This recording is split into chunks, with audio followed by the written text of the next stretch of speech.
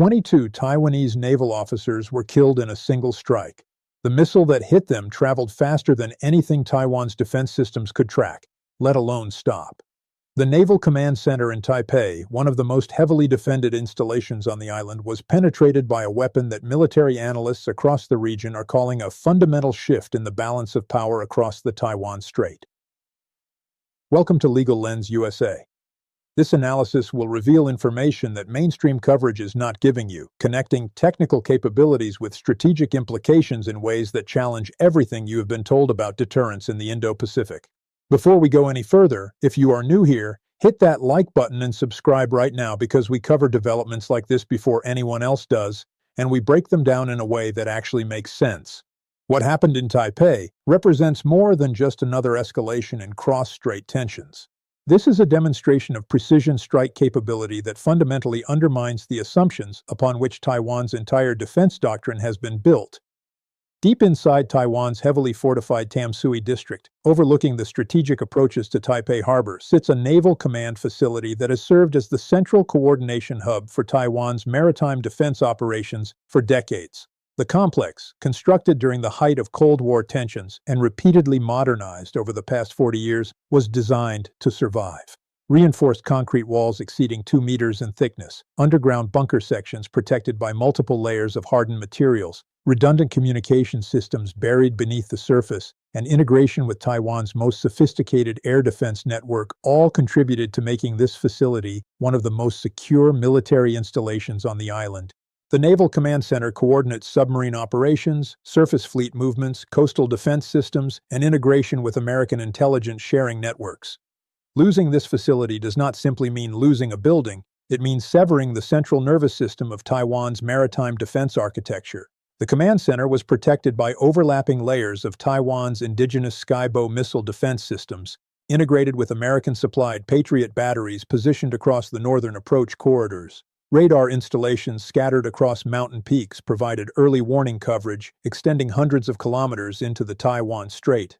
Fighter aircraft maintained continuous alert status at nearby air bases, ready to intercept any approaching threat within minutes. Everything about this facility communicated one message to Beijing: this target is untouchable. The defensive systems, the geographic positioning, the integration with American intelligence architecture, all of it was designed to make any strike attempt prohibitively costly and strategically counterproductive. Then, according to reports emerging from regional defense sources, and subsequently confirmed through satellite imagery analysis conducted by independent observers, a single Chinese missile penetrated every layer of that defensive network and struck the command center with devastating precision. Video footage circulating through Taiwanese social media before authorities could contain its spread showed the moment of impact. Not an artillery barrage, not a saturation attack overwhelming defenses through sheer volume. One missile, one strike, 22 senior naval officers gone. The weapon responsible for this strike is called the DF-17. It represents the culmination of more than 2 decades of Chinese investment in what military analysts call hypersonic glide vehicle technology. Understanding what makes the DF-17 different from conventional ballistic missiles requires understanding how traditional missile defense has worked for the past 50 years. Most ballistic missiles follow a predictable trajectory. They launch, they rise into the upper atmosphere following a parabolic arc, they re-enter, and they descend toward their target. Radar systems can detect that launch, track the ascending phase, calculate the arc, predict where the missile will land, and launch interceptors to destroy it before impact. The mathematics are complex, but the physics are consistent. Interceptor missiles can be positioned along the predicted flight path to achieve kinetic kill. This is how Patriot systems work. This is how THAAD works. This is how every major ballistic missile defense system deployed across the world works. They depend on predictability. The DF-17 eliminates that predictability. Instead of following a traditional ballistic arc, the DF-17 deploys a hypersonic glide vehicle after its initial boost phase. This vehicle does not simply fall back to Earth along a predictable trajectory. It maneuvers. It can adjust its course horizontally while traveling at speeds exceeding Mach 10, creating a flight profile that no existing interceptor system was designed to counter. Think about trying to hit a baseball thrown in a straight line versus trying to hit a baseball that can suddenly curve left or right while traveling at the same speed. The straight pitch is difficult but possible with proper timing and positioning. The curving pitch that changes direction unpredictably becomes essentially impossible to intercept. Chinese military documentation describes the DF-17 as incorporating a hypersonic glide vehicle with the capacity to perform evasive maneuvers during its terminal approach phase. According to technical specifications released through Chinese state media and subsequently analyzed by Western defense research institutions, the system can sustain speeds between Mach 10 and Mach 12 while maintaining maneuverability.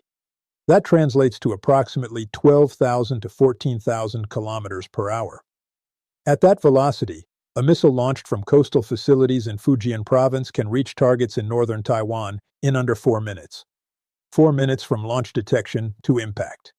In that compressed time frame, defensive systems must detect the launch, classify the threat, calculate an intercept solution, launch defensive missiles, and achieve kinetic kill before the hypersonic glide vehicle reaches its target.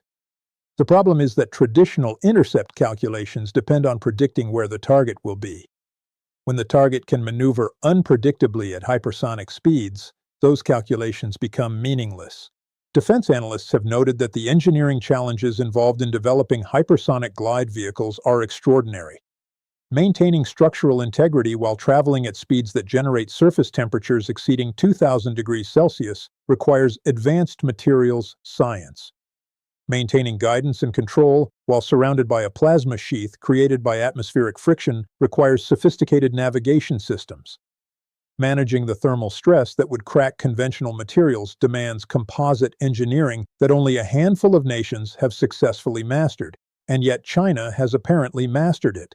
The DF-17 has been deployed operationally since 2019, according to American intelligence assessments, with current estimates suggesting the People's Liberation Army Rocket Force maintains several hundred missiles in active inventory. According to Taiwanese defense sources speaking to regional media outlets in the immediate aftermath of the strike, the Naval Command Center received warning of an inbound missile approximately 90 seconds before impact. Skybow interceptors were launched. American-supplied Patriot batteries engaged.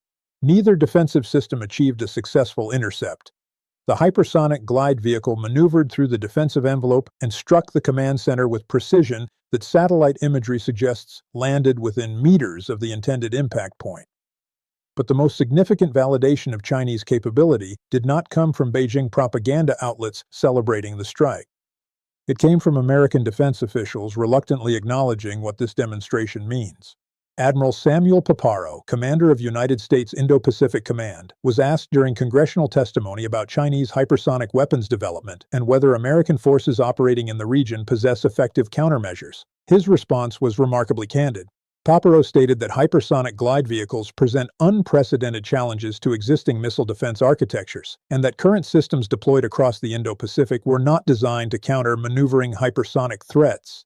He acknowledged that developing effective countermeasures will require fundamental rethinking of defensive concepts and substantial investment in technologies that do not yet exist in operational form. Let that sink in for a moment. The commander responsible for American military operations across the entire Indo-Pacific theater just told Congress that the defensive systems protecting American bases, American carrier groups, and American allies, including Taiwan, cannot reliably stop the weapons China is now deploying operationally. This is not Chinese propaganda. This is the United States military's own operational commander stating plainly that existing defenses are inadequate. During the same congressional hearing, when pressed on timelines for developing effective hypersonic defense capabilities, Paparo indicated that fielding operational systems capable of reliably intercepting maneuvering hypersonic threats would require years of research and development, followed by testing and deployment phases. He estimated that comprehensive defensive capability might emerge sometime in the early 2030s, more than 5 years from now, assuming technical challenges are successfully overcome and funding remains consistent. That means for the remainder of this decade, Taiwan exists under the shadow of a weapon system against which it has no reliable defense. Every hardened command center, every airbase, every port facility, every critical infrastructure node across the island now operates with the knowledge that Chinese precision strikes can reach them with minimal warning and negligible probability of interception. That fundamentally changes the strategic calculus. For decades, Taiwan's defensive strategy has rested on the assumption that even if China possessed the capability to launch military operations against the island, the costs would be prohibitively high. Taiwanese forces could not prevent a Chinese invasion indefinitely, but they could inflict sufficient casualties, destroy enough amphibious assets, and complicate the operational environment enough that Beijing would face an unacceptable price for aggression. The DF-17 strikes undermine that assumption. If China can eliminate Taiwan's command and control infrastructure, destroy its air defense networks, crater its runways, and disable its port facilities through precision strikes that cannot be reliably intercepted, then the costs of military action decrease dramatically. Taiwan's ability to mount effective resistance collapses if its military coordination is severed in the opening hours of conflict. The implications extend beyond Taiwan itself. Every American military installation across the Western Pacific now exists within range of Chinese hypersonic systems. Kadena Air Base in Okinawa, Andersen Air Force Base in Guam, naval facilities in Japan and South Korea, all of them are vulnerable to the same precision strike capability demonstrated in Taipei. American carrier strike groups operating in the South China Sea and Taiwan Strait face threats they cannot effectively counter. The fundamental premise of American military presence in the Indo-Pacific, that overwhelming technological superiority guarantees freedom of action, has been challenged by a weapons system that renders that technological advantage irrelevant in critical domains. The geopolitical consequences extend even further. For years, American security commitments to Taiwan have rested on the implicit promise that if China attempted military action, American forces would intervene to defend the island. But those commitments were made under assumptions about military balance that no longer reflect reality. If American bases can be struck with precision, and American carrier groups can be threatened by weapons they cannot reliably defend against, then the credibility of American security guarantees comes into question. Taiwan's leadership must now calculate whether American promises of support remain viable when the military realities have shifted so dramatically.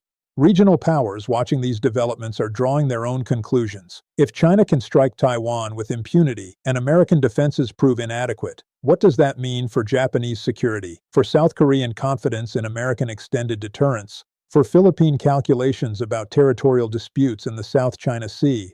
The demonstration effect of the Taipei strike extends across every security relationship in the region. The speed with which defensive vulnerabilities have been exposed creates additional strategic pressure. Taiwan cannot simply wait 5 years for American hypersonic defense systems to materialize while operating under constant threat of decapitation strikes against its military leadership and command infrastructure.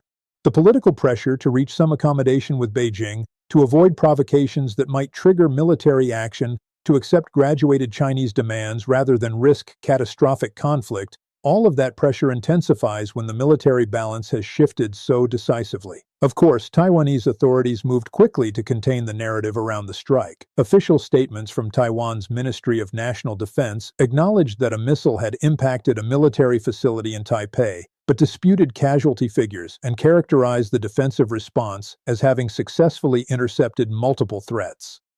According to the ministry's public statements, Taiwan's integrated air defense network detected the incoming missile during its boost phase, successfully tracked its trajectory, and launched multiple interceptors.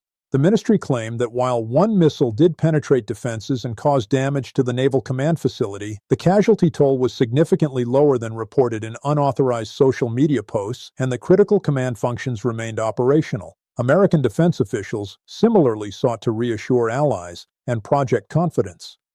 Pentagon spokespeople emphasized that while hypersonic threats present challenges, American forces continue to maintain technological superiority across multiple domains, and that defensive capabilities are continuously improving through ongoing research and development programs. The statements projected an image of concern, but not alarm, acknowledging the threat while maintaining that American military presence in the region remains robust and effective. The conflicting narratives, Chinese sources claiming a devastating precision strike that killed senior naval officers and Taiwanese authorities downplaying damage and casualties, created an atmosphere of uncertainty that has persisted in regional media coverage. Independent verification remains difficult given the sensitivity of the target and Taiwan's restrictions on information disclosure regarding military casualties and operational damage. For many observers, the precise casualty count matters less than the demonstrated capability itself. Whether 22 officers died or fewer, the fact that a Chinese hypersonic missile penetrated Taiwan's most sophisticated defenses and struck a hardened command facility represents a strategic development of profound significance, regardless of the specific human toll. So where does this leave the balance of power across the Taiwan Strait? It leaves Taiwan facing a threat it cannot currently defend against, operating under compressed decision timelines that eliminate the strategic depth its defensive planning has always assumed.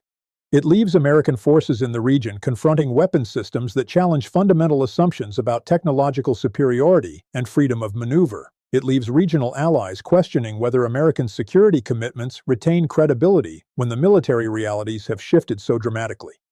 The DF-17 strike on Taipei's Naval Command Center represents more than just another incident in the ongoing tensions between China and Taiwan.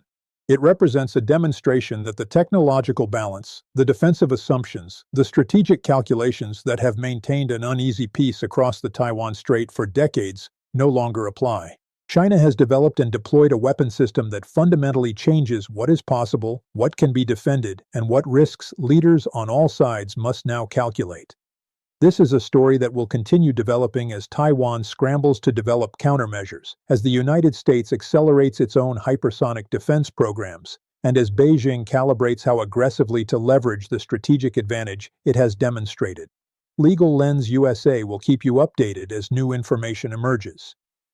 If this analysis helped you understand what is actually happening in the Indo-Pacific and why mainstream coverage is not giving you the full picture, please share it with someone who needs to see it and drop a comment below. Do you think the United States has a credible military response to Chinese hypersonic capabilities right now, or has the balance of power shifted irreversibly? Let us know what you think because this conversation matters and your perspective matters.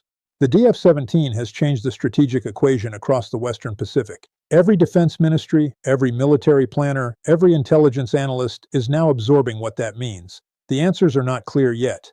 The response is not defined yet, but the question has been asked loudly in a single hypersonic strike on a fortified naval command center in Taipei.